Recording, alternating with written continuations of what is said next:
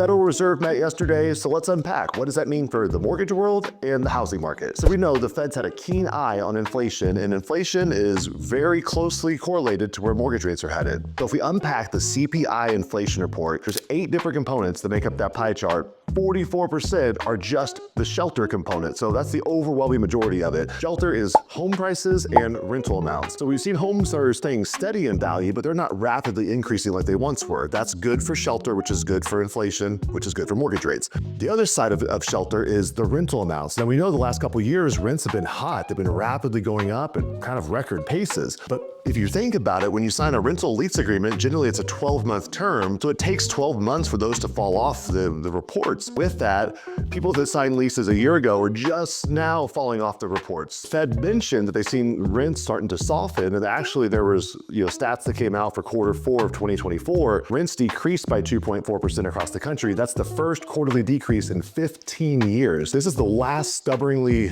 high inflation part of the whole CPI report. Once rents get under control, everything else is primed and ready for inflation to drop to where the Fed wants it to drop. And we know when inflation drops, mortgage rates follow suit.